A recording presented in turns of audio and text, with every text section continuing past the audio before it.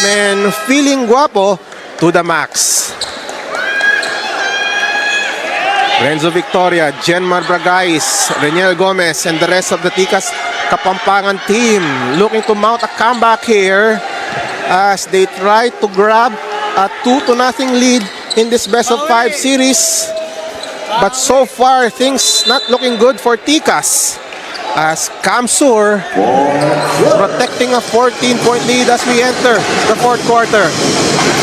Thank you for watching us on Aliu 23, on Facebook, on YouTube, as well as on pusopi.com. Ariate with the ball. Masinas from the outside. Air balls that 3. And now the forward pass. That pass too strong. Another turnover. And that's the 23rd turnover of Tikas here in Game 2.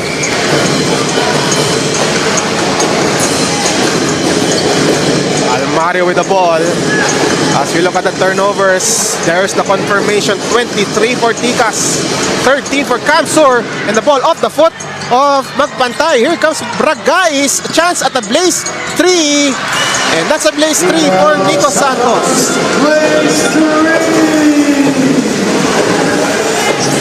That's a huge one. We only have a few Blaze 3s in this contest. And now Almario with the ball. Draws the double team. Ariate at the foul line outside. Monsalve, long 2, way off. Daniel Gomez hands it off to Jenmar Bragais against Verman Magpantay. Wants the ball into the hands of Victoria. Victoria posts up against Monsalve. The scoop shot, too strong. It's going to stay with Tikas. As we have John Abonete now coming back to the ball game. He has 4 fouls. And now he returns. 14 seconds to so far, Abonete with 19 points and 9 rebounds. But again, he has 4 fouls. Nico Santos to Lancer Khan. He has been quiet. Scoreless so far in Game 2. Nico Santos fakes a 3. Back to Khan. High arcing 3. It's short. Here's Almario. We have a foul away from the ball.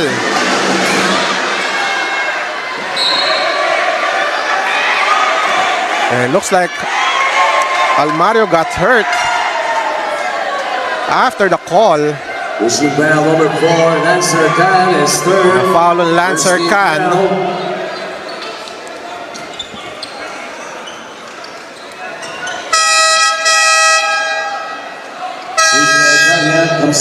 Khan with a foul. And again, a quiet night for Lancer Khan. 0 points, 0 for 7 from the field for Lancer Khan in this ball game. He had 23 in Game 1.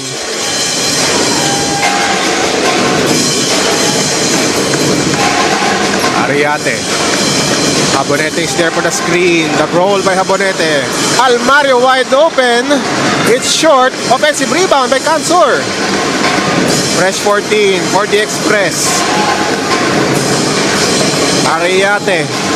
Malyapre with the screen. Ariate through the double team.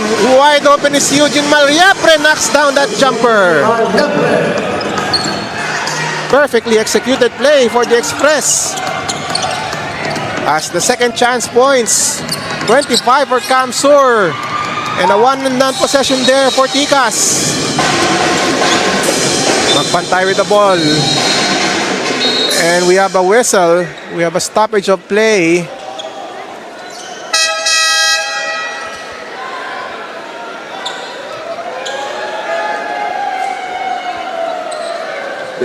Someone got hurt on the Kamsur side. And looks like that's Jerome Almario.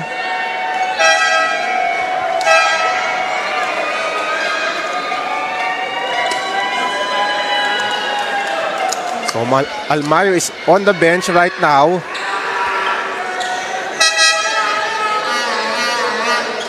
And our medical team attending to Jerome Almario. As we resume play with Magpantay inbounding the ball.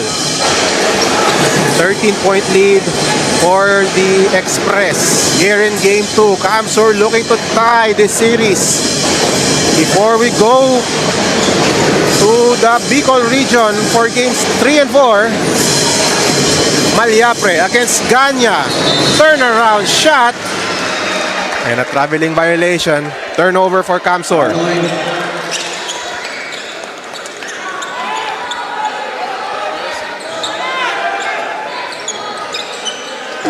Tikas trailing by 13. Tikas with the home court advantage here in the finals. They are now on the ropes here in Game 2 as Bragais converting on that pull-up jumper. Bragais with 11 points. As we have Maliapre with the ball. Abonete to Ariate. Then on the shot clock, Abonete not looking. Ball recovered by Magpantay and we have a turnover.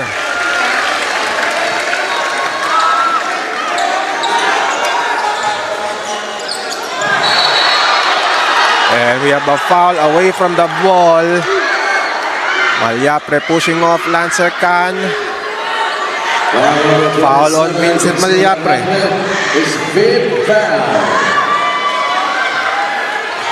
Fifth foul on Maliapre. A lot of players from the Camsur side in foul trouble. Abonete with 4 fouls. Now Maliapre with 5. Bragais for 3. And Genmar Bragais now starting to heat up. Lead has been chopped down to 8. The crowd is alive here at the PSU. Abonete against Santos. Tikas wants a stop. Abonete post up. Abonete against Santos. Turns. Abonete the fadeaway shot. Air ball. Rebound. May Magpantay but he loses it. Here's Bragais. Bragais against Maliapre. He attacks. There's a foul. And there's going to be 2 free throws for Genmar Bragais. Bragais gets a breather as we see Bragais nailing down this 3 from the corner. That's his second of the game. And what a time for it to come. Bragais still on the floor, taking time.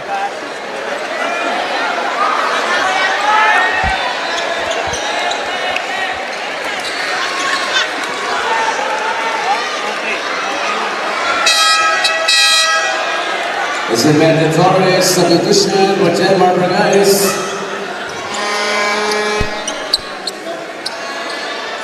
Bragais will shoot 2 free throws. There's a discussion at the Tikas bench. Coach Jeff Chan speaking to one of our referees.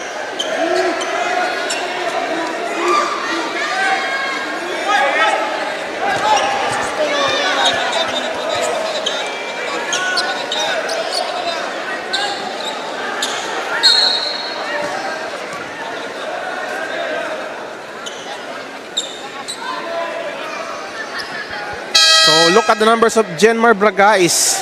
5 already in this quarter. 14 in the game. 3 rebounds and 3 assists. And in game 1, Bragais only scored 3 and missed all of his 11 shots from the field. Again, Bragais starting to heat up.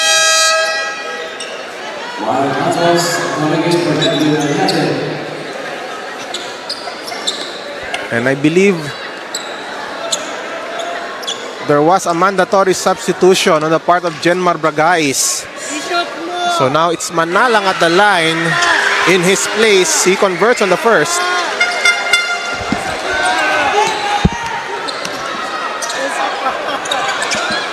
Second shot is good for Jasper Manalang.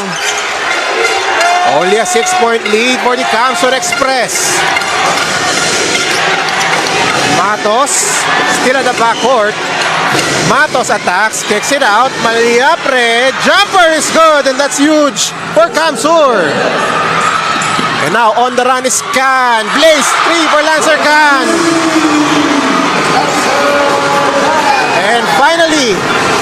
Can is on the board. That's his first field goal. Matos to Malyapre. Wants a screen from Masinas. Malyapre to Matos. 10 on the shot clock. Matos wants a screen from Abonete. Crossover by Matos. Matos to the baseline. The running shot off the mark. And Ganya with the rebound. Gomez at left against Malyapre. Pass to Ganya. Manalang with the ball. On top. Thinking three. Decides to pass to Gomez. 10 on the shot clock. Gomez. Mismatch here. They swing the ball. Santos for three. No go. Abonete crushes down that rebound. Here's Malyapre to the base or to the goal. Wild shot.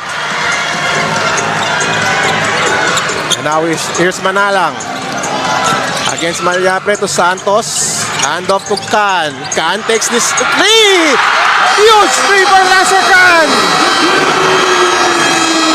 And the lead is down to 2 for the Express as Lancer Can has come alive here in game 2. Watch Lancer Can open from the right side, draining that three. And Tikas Kapampangan has cut the deficit to 2. We have a timeout.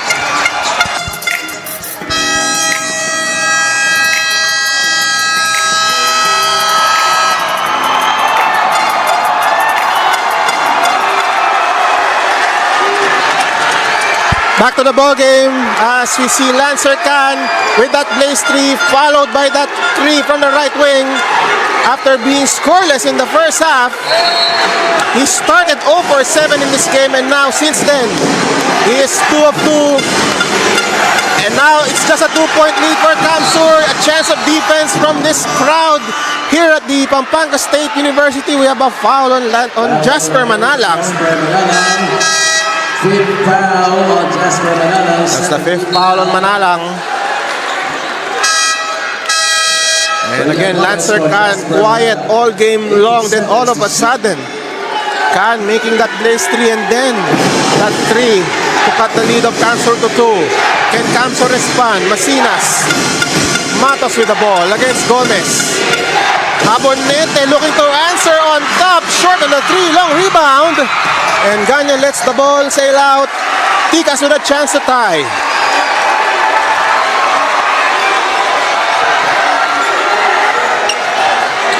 Gomez with the ball. Look at the points this quarter. 14 already for Tikas as Abonete blocks that shot of Gomez. As we look at this play, the rejection by John Abonete. 15 seconds to shoot. Tikas will reset. Gomez will inbound. They go to Bragais against Sablaon. Posting up. Bragais kicks it out. This is for the lead. And Victoria grabs the miss. Fresh 14 for Tikas. Victoria he is blocked by Abonete. Magpantay.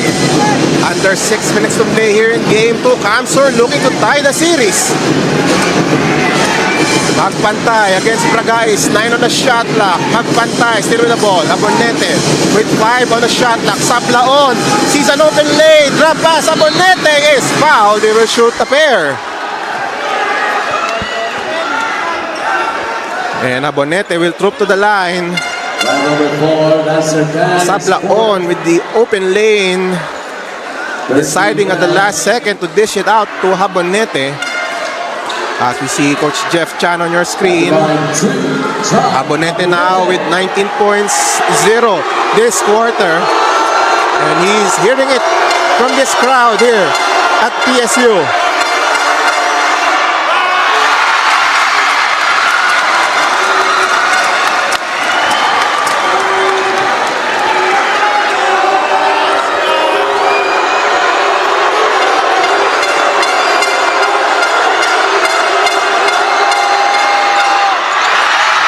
For 2 for Abonete. Still a 2-point lead for Kamsur. Renzo Victoria against Abonete. Abonete has 4 fouls. Victoria loses the ball.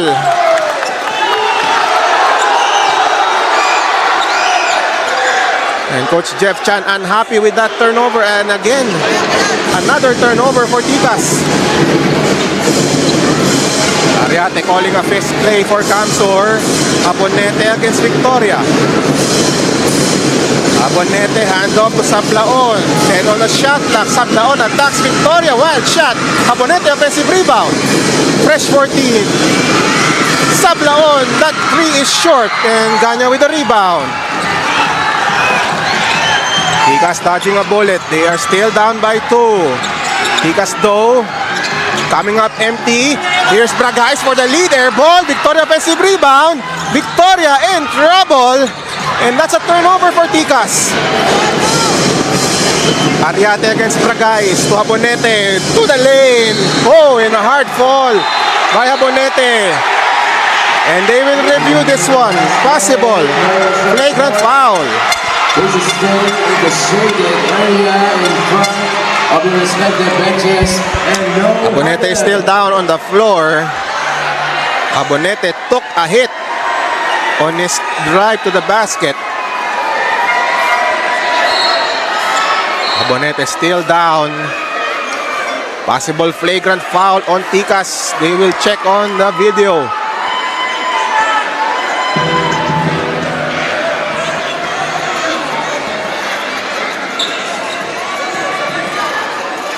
Again, Camsur leading by 2. But Tikas Kapampangan on a huge run here. Abonete still down. Referees checking if contact is excessive. Possible flagrant foul on the part of Tikas.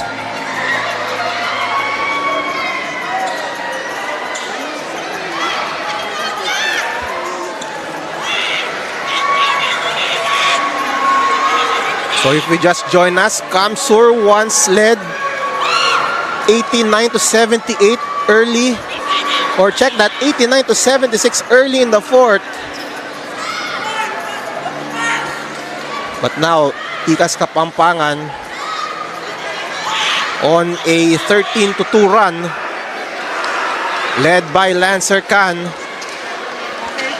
who made a blaze 3 and a 3-point shot. It's a flagrant foul on number 17. Reniel Gomez is third. So it is confirmed. Flagrant foul on Reniel Gomez. That will be 2 free throws plus possession as we take a look at this drive by Abonete. Mark Matos And comes in for John Abonete. Gomez hits Abonete in the face as he tried to stop the attack of John Abonete.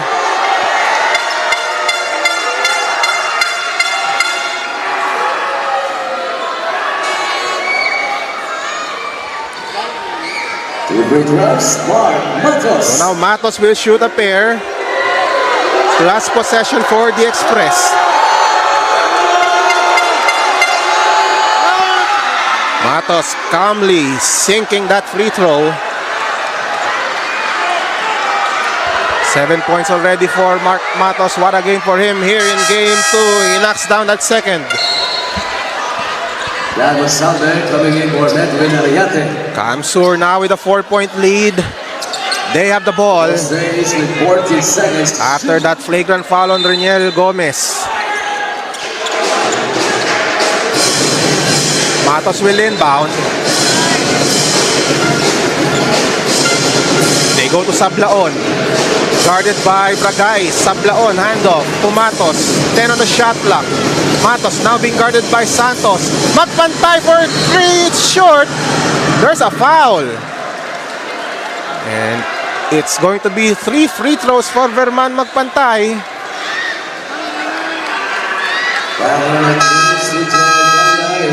Foul is on Ganya. And this will send Magpantay to the line for 3 free throws. That is the 15th foul for Tikas Kapampangan. So look at Verman Magpantay's numbers, 29. Make it 30. That's his first point of this quarter.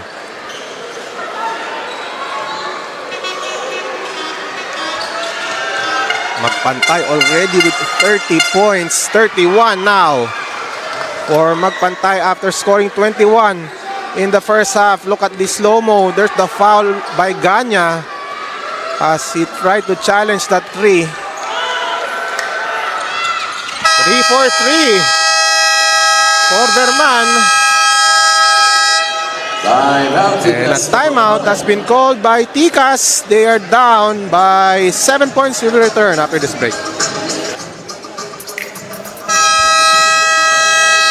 And a reminder, the NBL Youth Season 2026 is coming soon. So check our Facebook pages for the announcement. And also coming soon, the WNBL Rising Stars 18 under and 25 under. So watch out for that. Meanwhile, the Governor's Cup Season 2026 is also coming soon. But first, this is the NBL President's Cup Finals Game 2 between Kamsur and Pampanga. We have the Express up by 7 points. Here's Manalang. Kana with the ball on top. This is a long 3. And Lancer Khan, another 3 from way out. That's his second 3 of this quarter. 96-92. Kamsur with the lead. Abonete to Magpantay. 10 on the shot clock. Magpantay. He has 32 points. Ariate nearly losing the leather. Ariate against Khan. 3 on the shot clock. Ariate throws up a prayer. And that's a shot clock violation for Kamsur. A golden opportunity for Tikas.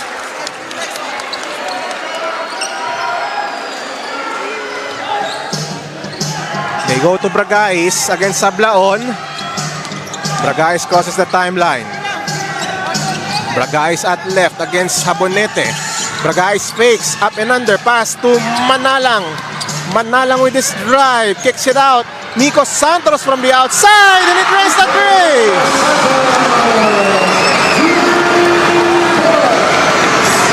That's his 4th 3 of the game. And it's only a 1-point game. Sablaon, that drive to the basket. Nice defense by Ganya. And here's Khan. A chance for the lead. Bragais with a place 3.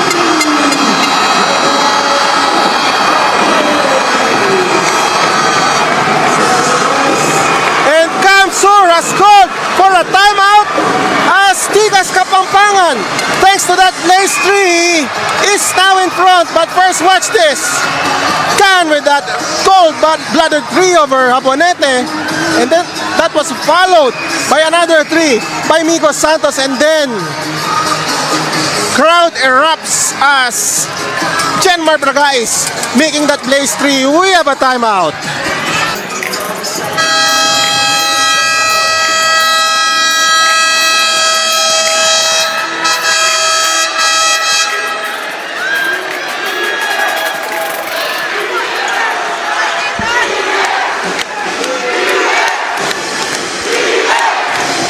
Back to the ball game here at the Pampanga State University, and chance of defense here as Tikas Kapampangan is now up by 2 points after that place 3 by Genmar Bragais. Let's see how Kamsur will respond here amidst this crowd here at the PSU in Bacolor. Abonete against Santos. Abonete with 10 on the shot clock. Matos with the ball. Back to Abonete. 7 to shoot. Abonete. The hook shot is short. The follow-up still won't work. Long rebound. It goes to Sablaon. Fresh 14 for Kamsur. Matos with his drive. Kicks it out. Masinas. Short on the 3. Rebound by Ganya. Here's Genmar Bragais with the ball. Escape Sablaon. Bragais now at the right corner. Pampanga on a 9-0 run. Manalang thinking 3. Khan for 3. It is short. Ganya tries to tip it in. And there's a foul. Abonete is down. Foul on Bragais.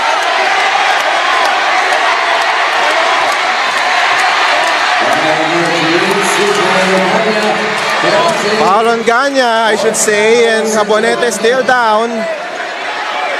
Ticas already in penalty. And this means 2 free throws for Jabonete. Coach Jeff Chan on your screen.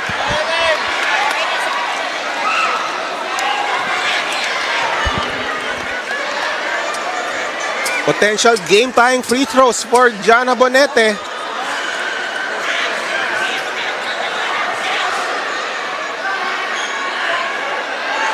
But he looks hurt. Talking about John Jabonete.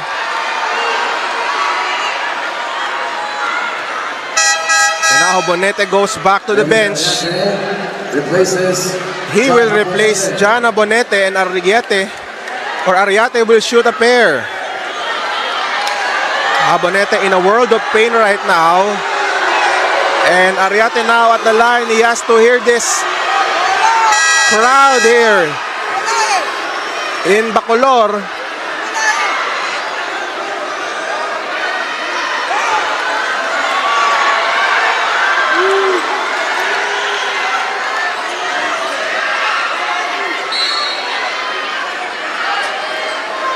Referees discussing things here.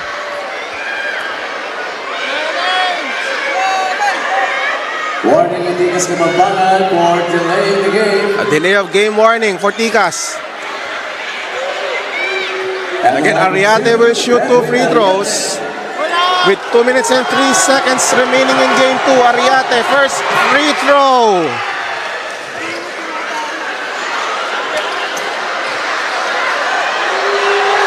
Arriate now with 7 in the game. This is for the tie. Masinas with the offensive rebound and the follow-up. And Kamsur is now in front. Wow, all of a sudden Kamsur back with the lead. Manalang to Ganya. There's a foul. And Magpantay with a foul, challenging that dunk attempt by CJ Ganya. Number 3, Great effort there by Magpantay to challenge that layup by CJ Ganya, and now Jabonete is back in the game. And Ganya will take 2 free throws. Initially, looks like he thought of taking a free 3, but now Ganya will shoot 2 free throws instead. Ganya, the former NBL MVP, he nails the first. Ganya already had a free 3 earlier. And now we are tied. Ganya, look at that numbers. 9 points, 11 rebounds for the former NBL MVP. No go, rebound by Masinas. So we are tied at 99. Kamsur with the ball. Matos against Manalang. Matos still with the leather. Bounce pass to Masinas against Ganya, thinking 3. Masinas still with the ball. Hand up to Sablaon. 5 on the shot clock. Sablaon attacks Ganya, and Ganya with the block. And that's off Sablaon. It's going to be Ticas ball. And now a timeout has been requested by Ticas. They want to map out the play as we see this block by CJ Ganya against Sablaon. And we will take a short break, and we will return after this timeout.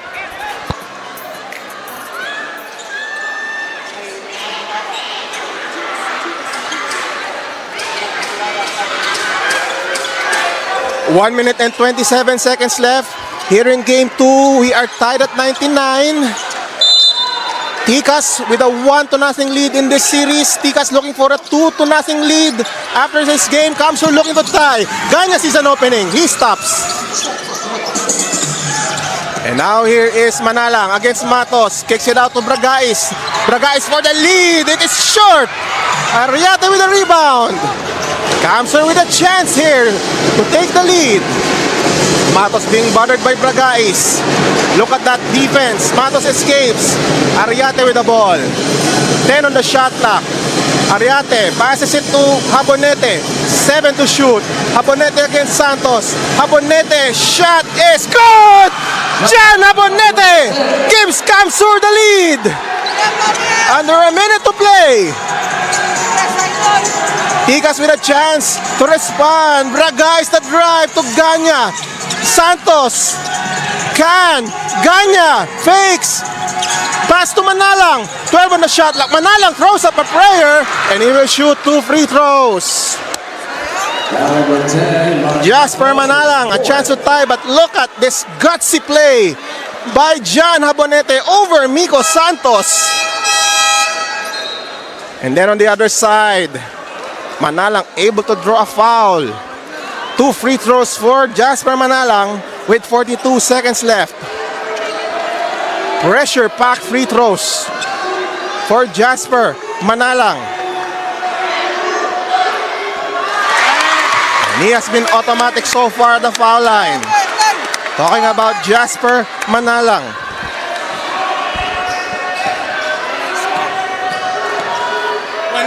Second free throw is good. We are tied once again. 1-1 all. Listen to the chance of defense. And Tikas is pressuring right now. Masinas. Double team at the corner. Wild pass to Masinas. Tiptoeing in front of the Camsor bench. Almost a turnover for Camsor. Wow. The Express dodging a major bullet here. 18 seconds to shoot. Ariate will inbound. Habonete with the ball. Pass to Ariate. They go to Habonete again at the post against Victoria. 10 on the shot clock. Habonete against Victoria. Takes this jumper. It does not fall. But Ariate gets the rebound. Fresh 14. Matos for 3. No go. Loose ball. It's with Ariate. Ariate now being pressured. They go to Habonete. Only 14 seconds left on the game clock. We are tied at 101. 4-second differential between the clocks. Ariate against Bragais. And the ball is off Tikas. It's going to be Camsor ball with only 7 seconds left.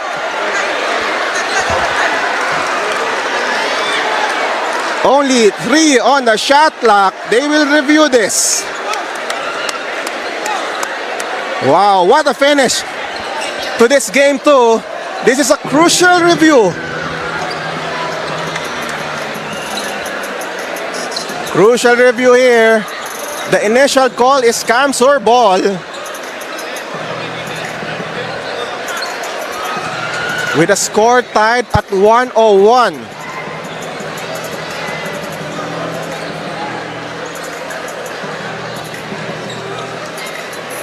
Referee is double checking. Question is, who touched it last? Our score is 101 to 101.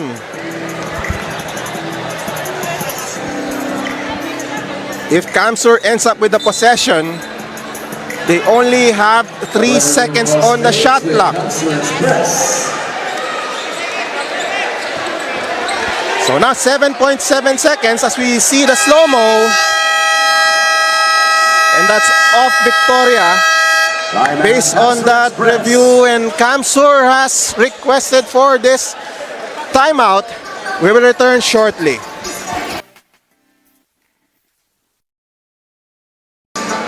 Back to the ball game, and Genmar Bragais has been crucial for Tikas Kapampangan. 17 points already. He made that Blaze 3 to give Tikas the lead.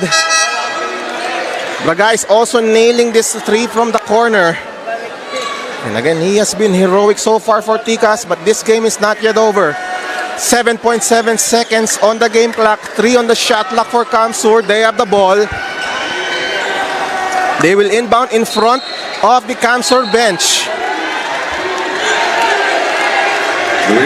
Ariate will inbound.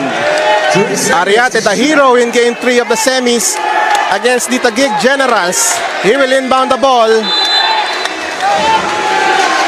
Ariate looking to trigger the ball in. They go to Sablaon. 2 on the shot clock. Sablaon pulls up. No go. Who gets the rebound?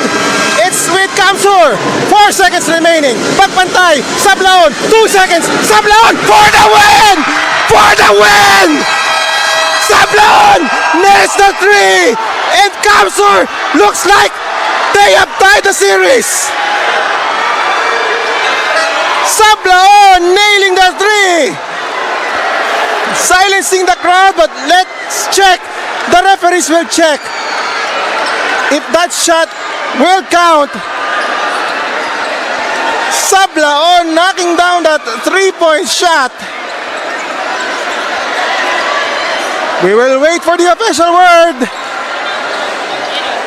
Look at the slow-mo. And looks like he got off in time. And that will count. Sablaon, the hero of game 2. But I think the game is not yet over. There is still time remaining. 0.3 on the clock, they say. Timeout, Tikas Kapampangan. And Tikas has called for this timeout with Kamsur leading by 3, 104 to 101. We still have 0.3 on the clock. And we will hang on to the air. Wow, what a heroic effort there as we see it again. Sablaon knocking down that 3 to give his team the lead. And again, Kamsur with another huge shot as we look back at the elimination round. This is Miko Santos knocking down the 3 to give Tikas the victory. And that was also at the buzzer for Tikas to beat the shot clock. And again, after that one, it was Jerome Almario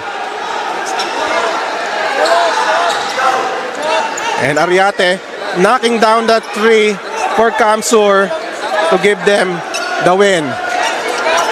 And now we look at this final play, 0.3 on the clock. Kamsur with a 3-point lead, only 0.3. Bragais will inbound. Ganya for the tie, does not fall, and Kamsur has tied the series at 1 apiece. Kamsur showing nerves of steel. Kamsur lost a 13-point lead. Tikas was able to grab the lead, and then Sablaon knocking down that huge 3. Another heroic performance for Kamsur Express to tie the series up at 1 apiece before we head to games 3 and 4. What a performance for Sablaon. Gutsy 3-point shot for Rufino Sablaon.